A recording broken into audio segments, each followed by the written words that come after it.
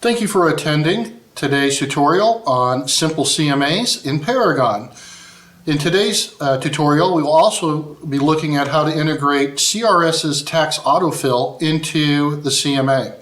This is a recorded video, so if you have any questions during the content of the video, please email mlssupport@valleymls.com.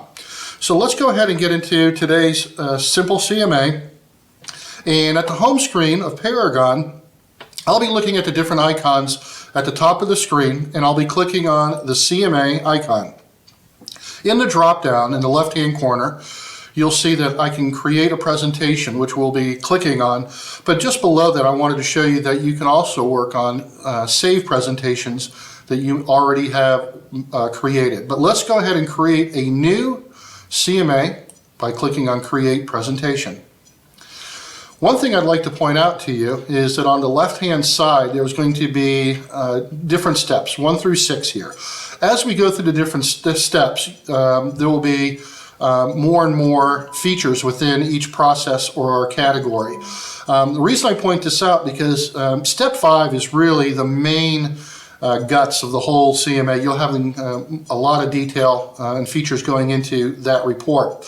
As we move down and keep completing fields, we'll hit next many times to move to the next line to keep the process going, and this CMA ladder will keep building. And again, the reason I point this out is that if we're 40 steps into the process and you want to go back and name the presentation name, which is our very first field, you wouldn't have to hit the back button 35, 40 times to get back there. You can simply just click on presentation name or whatever field you want to go back to and simply go back that way and save some time. But let's look at the very first field. Paragon makes it somewhat intuitive that it's going to walk you through the process, starting with Welcome to the CMA Wizard, and we are going to name the presentation. Today we are just so happens that the seller has reached out to us. They have a 3-bedroom, 2-bath home at 101 Pumpkin Drive in Huntsville, Alabama, and the subdivision is Horace Heights. So what we're going to do is name the CMA with the address 101 Pumpkin Drive and the client's name. So let's use Carmen. All right, and I'm going to hit continue. And as you see, the next step is going to keep dropping us down that ladder. And now it's asking us for us to create the subject property. We have 3 different options here. You'll see the green plus at the top where we can create a new subject property. If you've already created a saved subject property, you could pull it in now or use an existing MLS listing. I'll show you at the end of this tutorial how we can load a subject property. Or quickly, if I were to click on that CMA, we could add a subject property there and it would pull it in. We could just pull it from a list. But this is going to be a brand new CMA, a brand new subject property, and we are going to click on the plus sign. All right, so the next feature we're going to have to work on getting the subject property entered is what property class does this belong in? And we're going to do a traditional residential CMA. I'm going to click on residential. And now at this point, we could start manually filling in these fields to get the CMA data that we wanted. Or if we wanted to save some time, we can use CRS's tax autofill tool. That is in the menu bar at the top here. You'll see if I click on tax autofill, I will click on CRS data tax autofill option. And we're going to be required to put in some mandatory fields to start off. So you'll see the county is required. I'll type in Madison. And what I'm going to show you now, I'm going to type in the street name. Okay, so it happens to be Pumpkin, which is a unique street name, obviously, but we'll click Tab, and you'll see in the tax records there are 13 properties with a street name of Pumpkin. Now, what I'm going to do here in a minute is click Search, and we'll see we can pick the right one. If you wanted to put the street number into this field, which is 101, hit enter, you would see the number 1. There's only going to be one property address with 101 Pumpkin Drive. But I want to show you what it looks like when you just put a limited amount of criteria into the tax autofill feature. Let's go ahead and click search. The results will pull up the 13 listings in the tax records with an address of Pumpkin, right? So again, our subject property is 101 Pumpkin Drive. Let's go ahead and put a check mark into the box to the very left of that subject property. We are now going to go back to the menu bar and click on Tax Autofill. The fields that will populate will show this is what it will pull into the record, and we can hit save. This will pull everything into, as you can see, it pulled in parcel, PPIN number, address, city, all right, the county, the lot number. So that helped us out quite a bit. Now, if I wanted to add more detail, I could certainly do that. But if I were to click Save Subject Property Now, I'm going to get an error because all the red R fields haven't been filled in yet. If I want to look at just those required fields, I can do that by clicking on Required Only. And by that, we can see right away that the one field we're missing is the property type. So again, if I were to hit Save Subject Property Now, an error message would pop up and telling us we need to fill in this field. I'm going to click on the magnifying glass to the right of Property Type field. And I know from doing my initial research that this is a single-family detached home. All right, so I'll hit Save. Now at this point, I can go ahead and click on Save Subject Property. Now, we are going into the report, the initial page of the subject property. You can see right away that there's no image available for the subject property. This would be a good time that if you've already done your legwork, that you've taken a photo of the home, either by driving by it and having that stored on your laptop, and you could upload that photo. Again, if you're using somebody else's photos, make sure you have permission to do so. Okay, that's really important. We don't want to be using listings from photos, from prior listings unless you have express consent from the owner of those photographs. But let's go ahead and hit Add Edit Photo at this point. And you'll see that we can put as many photos as we want, but again, for time, I'm just going to put the primary photo in by double clicking. All right, I'm going to scroll down here and you're going to see another plus, green plus, where it says Add Files. It's going to pull up my photos, all right, and I've already got a photo for 101 Pumpkin Drive right here. I'm going to double click that. It's pulled it in there. Right there's where we're looking, which is great. And I'm going to hit Start Upload. All right, it's going to say photos have been uploaded. Okay, there we go. That's great. I'm going to hit Save. Oh, sorry about that. Let me go ahead and hit Close. Okay, there we go. There we go. Apologize about that. Okay, we don't have to hit Save. We just have to hit Close, and it'll automatically pull in the photo for us. At this point, we can now hit Next. All right, you'll see that the client now, we've moved down the ladder, and we have to fill in the information for the sellers. We're going to create a new client in this scenario. There's the green plus sign. We'll click on that. And again, you're going to see the required fields, the red R's. So Carmen is the first name, and let's go Jones. At this point, I may want to just add an email as well. So let's go Carmen at Jones 2023.net. Okay, and we'll make that the primary email address. That's great. If we wanted to add additional information to the client, we could certainly do that here. That may be helpful. So you could put information about the home address here. If you wanted to ever go to a source and find out where did that buyer lead come from, and say it was from a family or a friend. Okay, anyway, those are just good tools to have, but if you want to hide that, you can go back to here. Let's go ahead and hit Save. Okay, it is now pulled in Carmen Jones, the email address, right, and the source of friend showed up as well. Let's go ahead and hit Next. And again, we're moving down the ladder now. We are now at step 2. where it's asking us to select the comparables. Again, another green plus sign, and we are going to find comps for the subject property. We are going to select the class again, and this is going to be residential, just as the subject property was. And if we wanted to view the subject property to get details on that, we could do that here. But what we're going to do now is create a search for properties that are as similar as possible as the subject property, right? So in this case, I could use different statuses, but in today's scenario, I'm just going to use sold.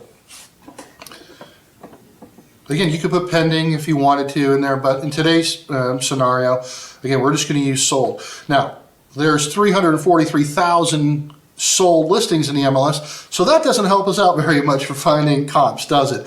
But as I mentioned earlier, I know that this home was in Horace Heights, so that may be a good place to start, is going down to subdivision, start typing in Horace Heights. They're populated. I'm going to click on that. There are now 81 closed listings in the MLS over the historical data of the MLS. But I want to use something within a time range that's going to be more practical for comps in the recent past, maybe. So as you can see here in the closed date field, I'm going to go and click on date range, which is a drop down, and I probably want to get as many as I can within a reasonable amount of time. 6 months sounds great, but in this scenario, just to show you what it looks like, I'm going to use 18. You'll see that there are 9 closed listings that popped up. If I go 12 months, there were 4. I like that number, okay? So I'm going to, and again, I could put more information in there, bedrooms, bath, things of that nature, but in this case, with 4 results in Horace Heights subdivision, I want to see what those look like. So at this point, I'm going to hit search and see what comes up. Okay, there are the 4 results. And what I'm looking at is that I know that the subject property is a 1-story ranch. I'm looking at the style right here. I see the comp result number 1 is a 1-story ranch. So is number 2. Number 3 happens to be a 2-story. And then number 4 is another 1-story ranch. So I kind of like those, and I'm seeing that the price closed at $225, $255, $300,000. So that's fairly interesting. I'm looking at a close date, 10/27 of 2022, 3/4 of 2022. So that's about a year old at this point of this video. And then the 4th subject property closed in September of 2022. So what I'm going to do is I'm going to click 1, 2, and 4, since those are all ranch 1 stories, very similar, 1,798, 723, 1,336 square feet. All right, but I'm going to eliminate the 2-story. I'm going to hit checked. All right, so now I'm just looking at those 3 properties. Again, I just want to look over everything, make sure I feel pretty good at those comps, and I'm going to add these to my CMA right here. The pop-up box will come up and saying, do you want me to add the selected 3? I do, and so I'm going to hit select. Okay, they have pulled into the comparable portion of the CMA report now, so we're looking great. Let's go ahead and hit next, and we're going to be looking at adjustments. You have 2 different ways to make adjustments if you need to your comps. Paragon has added a calculated adjustments feature, but there's a traditional adjustments field below that. I personally, again, preference-wise, I like using the adjustments feature, which populates the field here. So let me show you the layout on how this works. On the left-hand side, that's the picture of that's the subject property. This is comp number 1, and it says that right here. Number C, there's 1 of 3 right there. So this is comp number 1. All right, this one's got 3 bedrooms, 2 baths. All right, so I'm liking what I'm seeing there. What I'm noticing too is this is 36 to 49 years old, an approximate age, because this one closed at, I think, at $225,000 sold price. Right there, $225,000. but I'm not going to make any adjustments to this property. I'm going to go to the next one, and I want to show you what that one looks like. I'm going to hit Next Comp. I am on now 2 of 3. The photo for that property showed up for comps. Again, 3-bedroom, 2-bath, 1-story ranch. I'm liking what I'm seeing. And that one closed at around the $250,000 mark, I believe. And then this one was 26 to 35 years old. So a little, not as old as the first comp, right? So that may make a little bit more sense. And I'm going to look at the next comp right here. Now this one closed at $300,000. You can see in the green here, the adjusted price at the bottom. And I want to do something to this one. Again, this was the highest of the 3, but again, if I wanted to make some changes to any one of these fields that's already provided, I could simply type in a number there. So let's say there was a fence, okay? It says there's a privacy fence and a chain link fence, but let's say due to a recent storm there was some damage, and that would have to be fixed. So what I would do is, because it's I hit a minus sign, and I'm going to put, let's say, $3,200 worth of repairs to the privacy fence. And if I hit tab, look what happened to the number there. It just dropped it down, that number, by $3,200. Now, let's say the air conditioning was just put in and it's brand new, and I say that that was worth, I'm just going to make up a number, $5,000. No minus sign, but $5,000.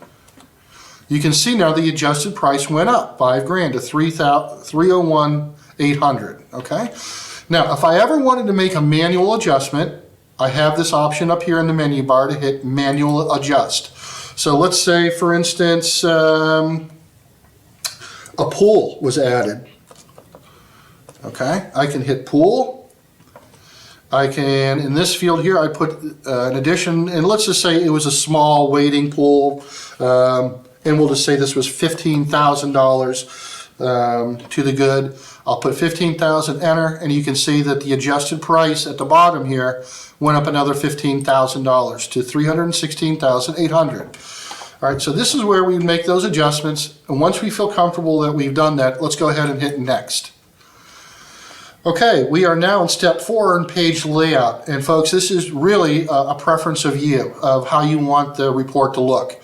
This is the cover page of the CMA under using the modern theme. Okay, if you want to look at vivid, that's how the layout would look, traditional, that way. But let's look at modern. And if you wanted to preview what that looked like, you could click on that, all right, and just kind of get a feel for how the cover page looks. Once you figured out which theme you want to use, let's hit Next. There is a footer option that if you don't want, and this would be information will be at the bottom of each page. I have it checked. If you don't want anything, simply uncheck the box. But if you do, you can say visit jjenningsrealestate.com or whatever it may be, your website. If you want to put in, if you want this to line in the center of the page, you can do that. Also, you have the ability to put your business, your office logo, and your photo branded on each page. If you don't want it, you can simply uncheck it, but go ahead, you worked hard to try and get that buyer. Let's go ahead and brand yourself and your organization every chance we get, right? Okay, so we've got that done. Let's go ahead and hit Next. There is a disclaimer option. You have the feature of doing no disclaimer. There is the secondary disclaimer and the full-fledged really detailed disclaimer. I'm just going to leave it on that just as to kind of cover me and make sure everybody has all that language out there. And that, again, that will go on the bottom page of the CMA. Let's go ahead and hit on the Next button again. And you're going to see that we are now, like I mentioned, in step 5 is really the guts of the whole CMA. One thing I want to point out that's very important is that these are all the elements that can go into the CMA, all right? Cover page, cover letter, and the left-hand side here, agent resume, right? All these different functions, or features, excuse me. In order to include each one of these features into the CMA report, you're going to have to click the box, okay? In order to make it into the report. So let's go ahead and say, if I wanted to add anything in here, I can put in 101 Pumpkin Lane. Let's do Huntsville. Okay. And then there's prepared by me or the agent. In this case, if you were filling this out, all your branded information would come in here, right? So let's go ahead and click on cover page. That is now going to be page 1 of the CMA. All right, let's go ahead and hit next. A cover letter. Okay, if you wanted a cover letter, you could certainly add it. It defaults Dear Buyer, right, with this language. If you want it, you can add it in there. If you don't, in this case, I don't want one. So it won't, I'm not going to check that box. If I hit next, I'm going to go to Agent Resume. And I kind of put a funny little blurb in there saying I'm good enough, I'm smart enough, and doggone it, people like me. But here's your opportunity to kind of give that seller a little bit more information about all your credentials, your experience, and a little bit about your professional accreditations or anything like that. All right, but in that case, I'm gonna put in Agent Resume. That's going to go in there. I'm going to hit next, and that's going to be company info. Again, something funny I just put in there, my company listed every property in the 9021 area code in 1984. Obviously, this is just a little bit of humor being injected there. But again, here's an opportunity for you to promote your brokerage and some of their accomplishments and maybe how long they've been in the area, things of that nature. All right, I'm not going to check that box. I'm going to hit next. Subject property detail. Okay, yeah, we put a lot of work into making sure that we know who we're working for and they know that we're trying to sell their property. So let's go ahead and hit that box. All right, and one thing I'm going to show you here, there, in the subject property detail report, there's a drop down and 2 different reports and how they look. If I wanted to see what it looks like for subject property 1, I can click on preview page. All right, so there's the report, right? Everything's branded to me like we talked about, but if I wanted to go to subject property 2, I can preview that page, and it's just a different layout. So again, this is just preference for you. You'll have general and remarks where you can add things in later, all right, but I just want to show that to you. I'm just going to use subject property 1 report. Now, we are getting into adding a lot of detail to the CMA. What if you get pulled aside, right? You're at office duty, or you've got an appointment to make, and you want to come back and work on this. You can go ahead and hit in the upper left-hand corner, hit save, okay? And you'll see that the success. This has been saved, and you can go back and pull up this save CMA and continue to work on it at a later date. But, all right, so that's just a good feature. So again, you don't want to lose all that work you did, so you may just want to hit save somewhere along the way before we actually generate the CMA. Let's go ahead and hit next. Again, we're moving down the ladder here. Summary of adjustments. Remember we worked on that? So we pulled up the adjustment for the 1 property, which was the address at 104 Sarah Lee Drive. The adjusted price was $316,000 from $300,000. Excuse me, right there, because we took away $3,200 from the fence.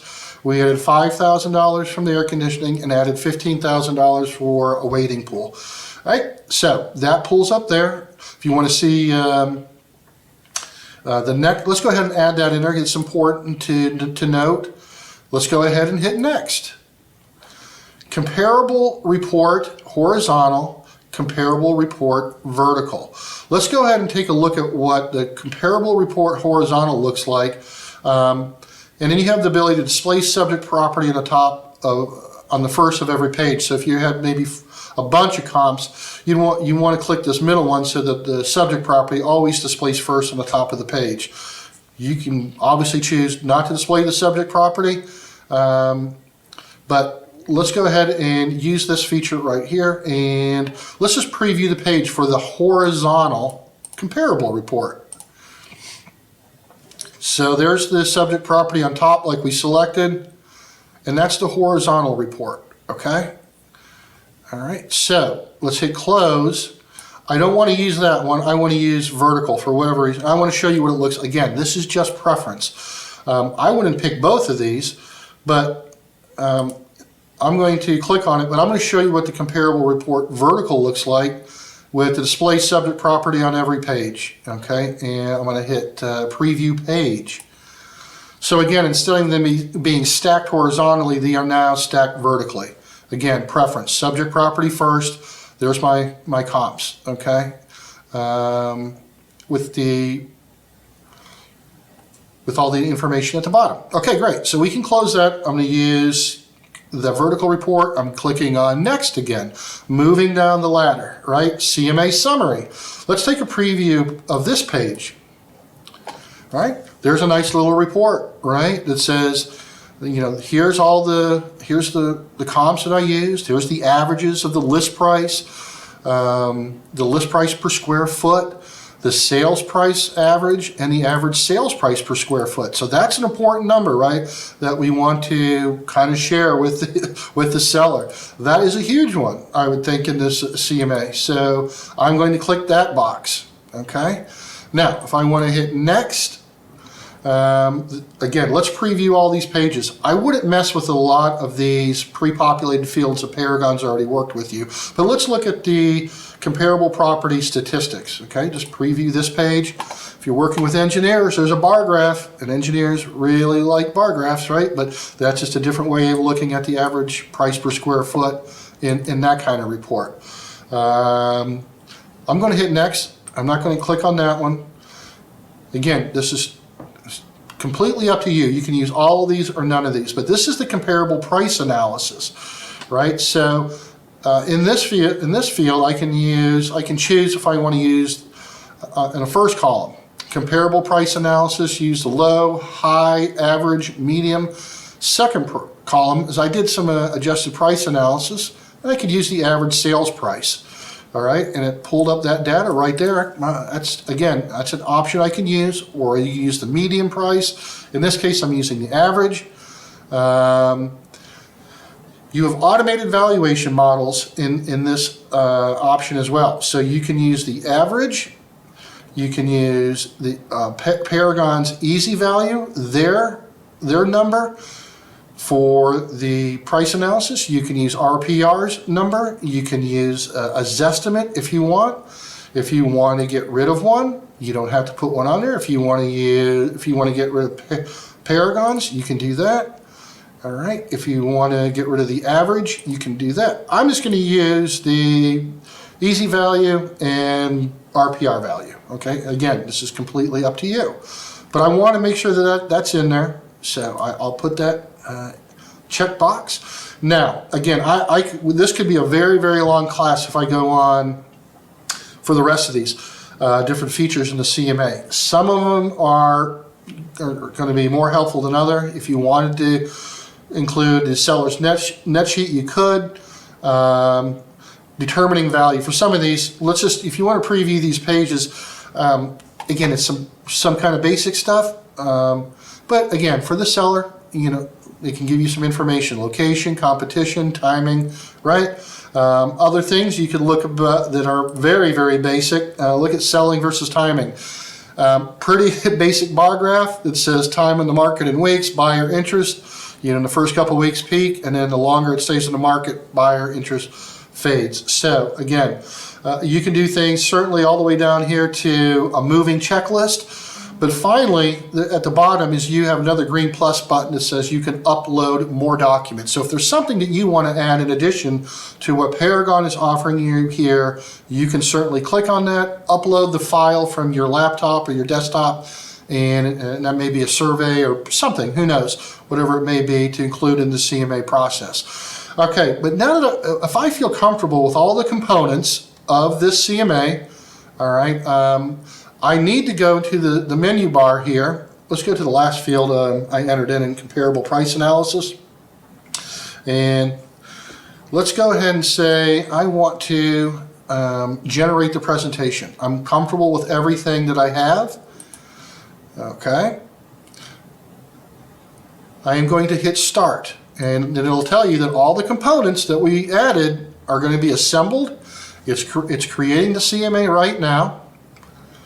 And there we have it, okay?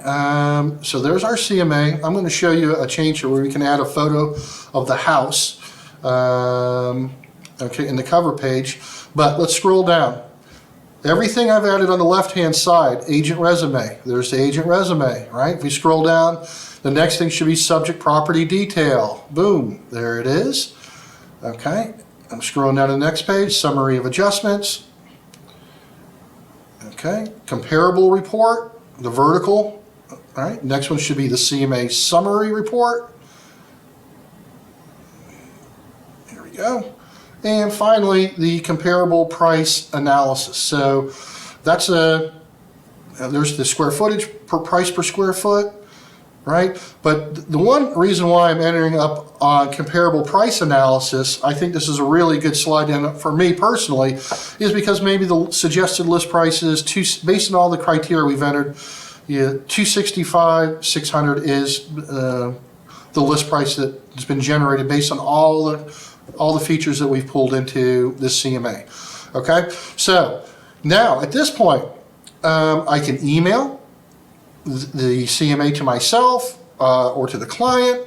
I can either print or download the CMA, right? But we're good. That CMA is created. So if I were to get rid of this, the CMA wizard, all right, and I'm getting rid of everything, and let's say I'm logging back into the computer for the first time, and I want to work on that CMA, I can go ahead and click on the CMA icon, Save Presentations, and there's 101 Pumpkin Carmen. These are the other CMAs that I've created as well if I wanted to work on those, but if I wanted to click on Pumpkin Drive, I've clicked on that one. If I want to go back down to step 5 and go Presentation Setup and look at cover page, so look what happened here. So what if I wanted that house to show up instead of me being on the home page? That's where I could click on subject property, all right? I can hit save, all right? That has been updated successfully in the upper right-hand corner. There's the green success button, and I can preview the page. Now that I've clicked that change from being agent-centric to subject property, now I have a nice cover page with the subject property on the cover page. I like that. So that's just a good way to say, you know what, oh, I want to go back and tweak something out. I can do that. I can also add comments in here. Thank you so much for the opportunity to sell your beautiful home, right? So any changes, you could hit save, and then your CMA would be updated. Okay, so that is the overall outline of how to do a simple CMA in Paragon. I hope that's been helpful. Again, if you have any questions, you can certainly email MLS support at Valley MLS, or you can call Paragon support to go through some of the different steps in the fields, and you can reach them at 877 MLS help. Thank you for watching this tutorial. I hope it's been helpful. Have a great day.